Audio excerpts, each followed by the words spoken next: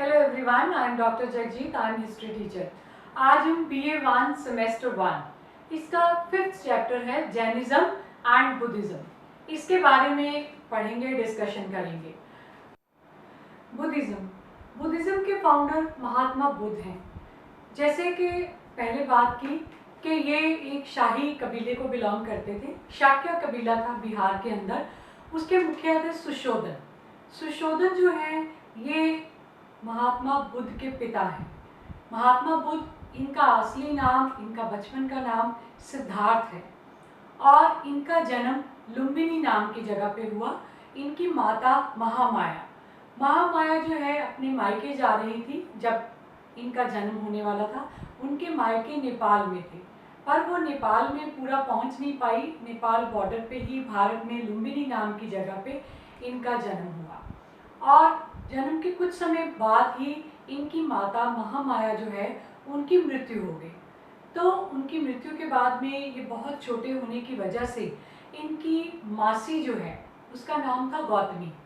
वो इनके पास आई, इनके घर में रही और उनकी शादी इनके पिता से हुई। वो इनकी माँ भी हुई और इनकी मासी भी थी गौतमी। इनको बहुत ज़्यादा प्यार से, बहुत अच्छे तरह से इनका पालन पोषण किया इनकी मासी ने।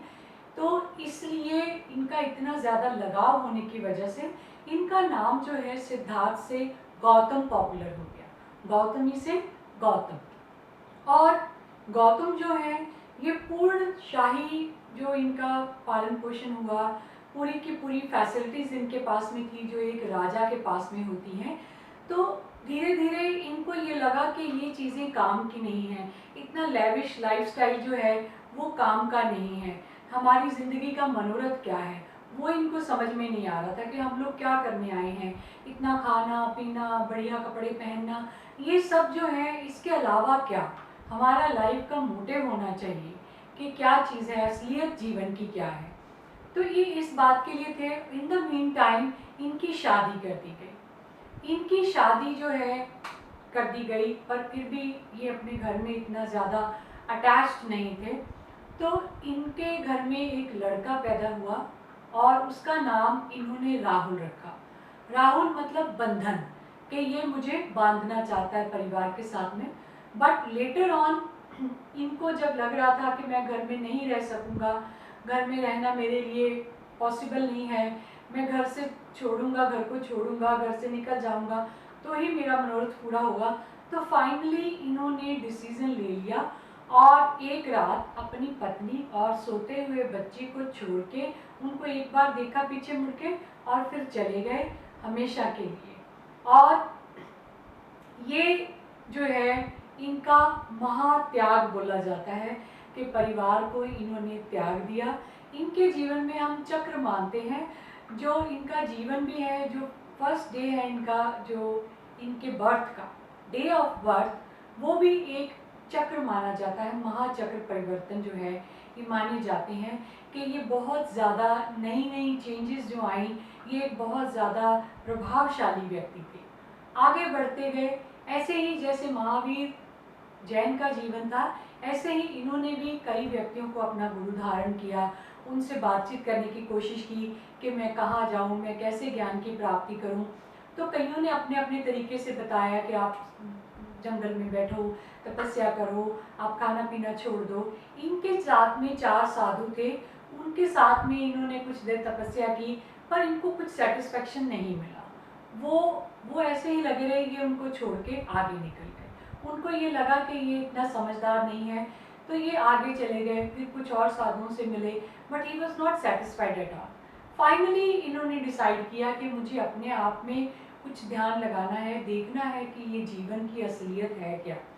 तो बिहार में ही एक नदी है, निरंजना नदी, उसके पास में एक पीपल का पेड़ था। वहाँ पे जाके ये बैठ गए। इतना भटक के आ रहे थे, अलग अलग जगहों पे घूम घाम के आ रहे थे। कई दिनों से खाना नहीं खाया था, भूख बहुत ज़्यादा लगी हुई थी। तो एक सुजाता नाम की लड़की वहाँ आई, उसने इनको चावल और दूध ला के दिया। तो वो चावल और दूध जो है वो इन्होंने पी लिया और उसके बाद में उस पेड़ के नीचे बैठ गए।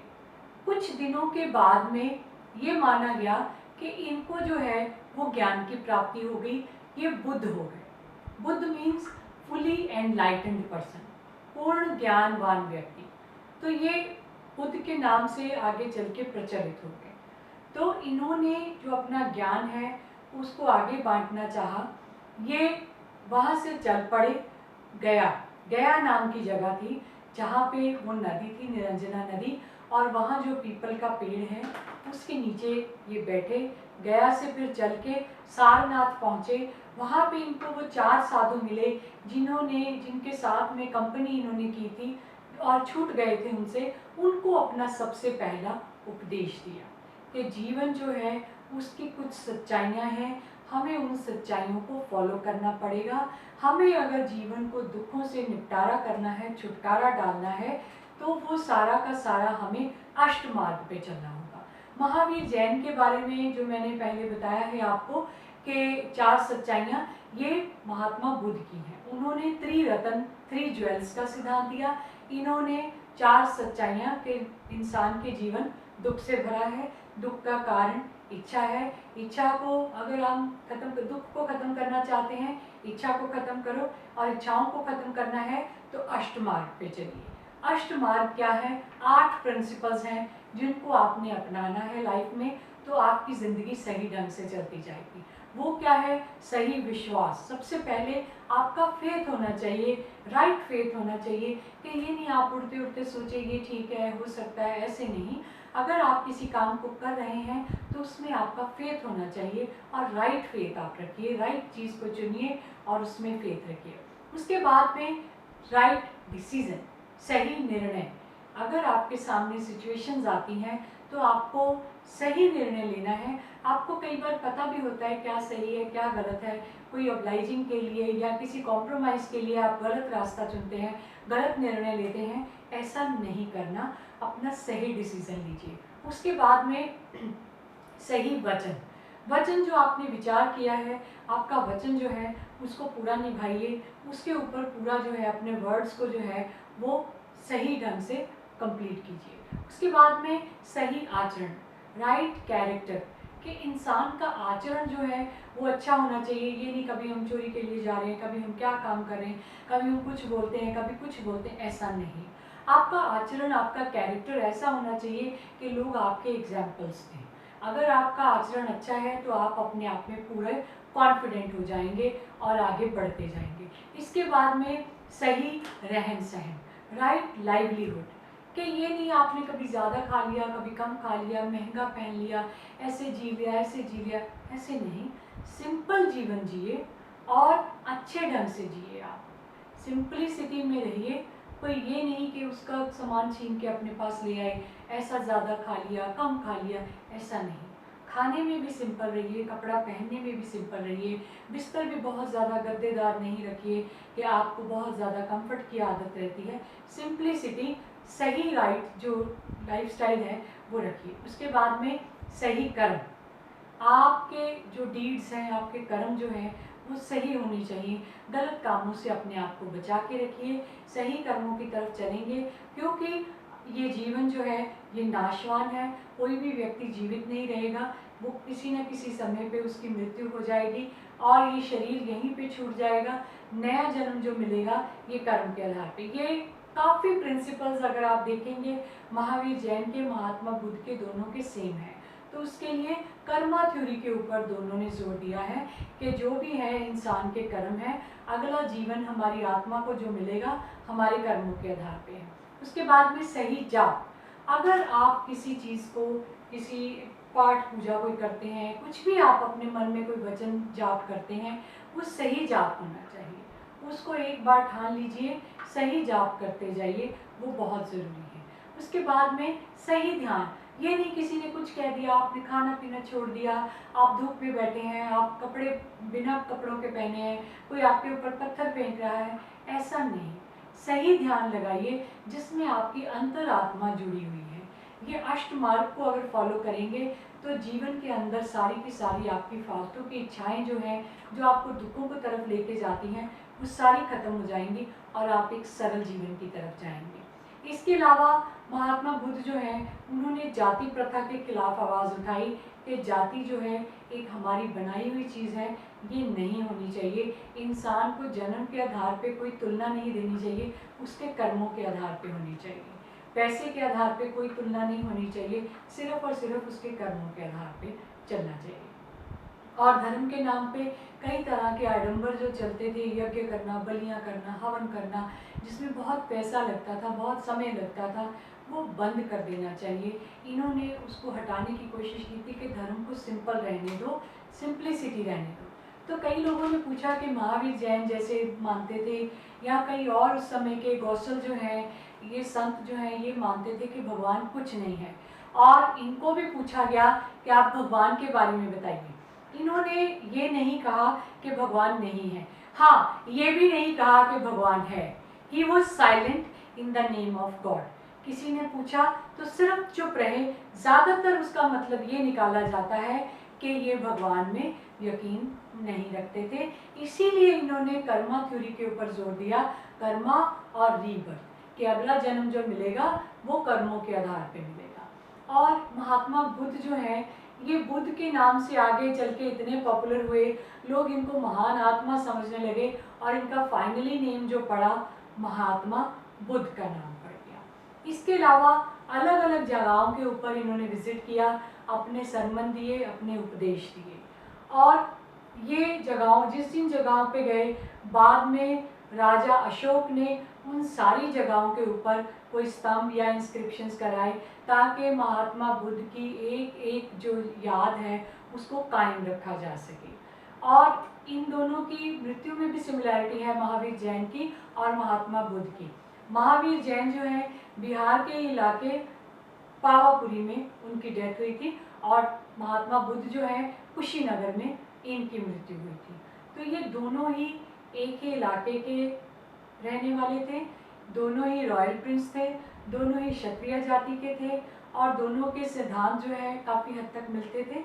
जो महावीर जैन है, जैन धर्म के संस्थापक कई लोग इनको कहते हैं, बट अगर हम जैन धर्म का इतिहास देखें तो इनमें जो गुरु हैं उनको तीर्थंकर कहा जाता है। तीर्थंकर में जो पहले तीर्थंकर माने जाते हैं वो ऋषभ माने जाते हैं। और महावीर जैन जो है अगर पूर्ण इतिहास देखा जाए तो वो आखिरी तीर्थंकर थे, 24वें तीर्थंकर और 23वें पार्श्वनाथ। और इनकी आइडियोलॉजी का बाकी 23 तीर्थंकरों से डिफरेंस क्या था महावीर जैन का, कि बाकी जो सारे के सारे तीर्थंकर हैं उन्होंने काफ़ी हद तक कर्मा थ्योरी, रीबर्थ थ्योरी या कास्ट सिस्टम के अगेंस्ट ये सारी थ्योरी सेम थी। बट पार्श्वनाथ तक जैनिज्म में सबका सिद्धांत ये था कि क्लोथिंग के साथ में रहना है। महावीर जैन जो हैं इन्होंने एक नया एडिशन किया था कि इन्होंने कपड़े ना पहनने का सिद्धांत दिया था कि इंसान का जो शरीर है वो जैसे है उसको वैसे ही रखना चाहिए, कपड़े नहीं डालने चाहिए। तो ये बाद में चल के जो जैनिज्म है ये दो भागों में बट गया और इसमें दो भाग जो हैं श्वेतांबर, दिगंबर। आंबर मीन्स कपड़ा। जो लोग बाद में लोगों ने कपड़े पहनने शुरू कर दिए, साधुओं ने, जैनियों ने भी, तो ये वाइट कपड़ा पहनते थे, श्वेत, सफ़ेद। श्वेतांबर और दिगंबर जो है वो आसमान को अपना कपड़ा समझते थे कि यही हमारा कपड़ा है, वो अपने आप को दिगंबर कहलाते थे। जो श्वेतांबर है ये कहते थे कि हम पार्श्वनाथ तक के तीर्थंकरों को मानते हैं और जो दिगंबर हैं ये महावीर जैन को ही पूर्ण रूप में अपना तीर्थंकर, अपना गुरु मानते हैं। जो महात्मा बुद्ध हैं उनके बाद में कई सालों तक बुद्धिज़्म चलता गया और आगे चल के बुद्धिज़्म में भी जो है ये दो भाग हुए, डिवीजन हुए। बुद्धिज़्म के दो भाग जो हुए, हीनयान, महायान।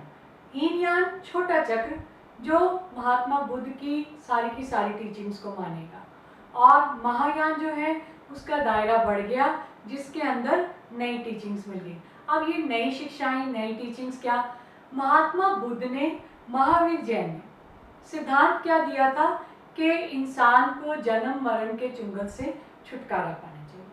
हिंदू धर्म में बाद में ये पॉपुलर हुआ कि नरक का और स्वर्ग का कॉन्सेप्ट, जबकि जैनिज्म में क्या कहते थे, कैवल्य की प्राप्ति, कि जन्म मरण से छुटकारा सिर्फ इंसान जो है वो एक अपनी जो ज्योति है उसमें समा जाएगा। बुद्धिज़्म में इसको निर्वाणा कहा गया कि इंसान को निर्वाण की प्राप्ति करनी चाहिए, जन्म मरण से छुटकारा।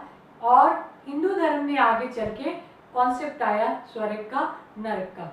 वैसे मुक्ति का भी कॉन्सेप्ट है कि मुक्त होना चाहिए, पर स्वर्ग और नरक का कॉन्सेप्ट आया कि अगर कोई व्यक्ति अच्छे काम करेगा तो वो स्वर्ग में जाएगा, अगर बुरे काम करेगा तो वो नरक में जाएगा। और महात्मा बुद्ध ने क्या बोला था कि संस्कृत भाषा ही पवित्र नहीं है, जो भी कोई भाषा आप पढ़ने के लिए, लिखने के लिए, बोलने के लिए, अपना कम्युनिकेशन करने के लिए यूज़ कर सकते हैं, वो सारी भाषाएं पवित्र हैं। महावीर जैन का भी ये विचार था। तो बुद्धिज़्म का जो लिटरेचर है वो पाली भाषा में लिखा गया है, और जो जैनिज़्म का लिटरेचर है वो प्राकृत भाषा में लिखा गया है। धीरे धीरे करके जो बुद्धिज़्म वाले हैं, महायान शाखा वाले स्पेशली, उन्होंने ये देखा कि लोग ज़्यादातर वेदों की तरफ ही अट्रैक्ट होते हैं, क्योंकि वेद जो हैं वो संस्कृत में लिखे हुए हैं। तो बोधि लिटरेचर भी आगे चल के संस्कृत में लिखवाना शुरू कर दिया। तो ये चेंज जो आया ये महायान शाखा वालों ने अपना लिया था। Thank you.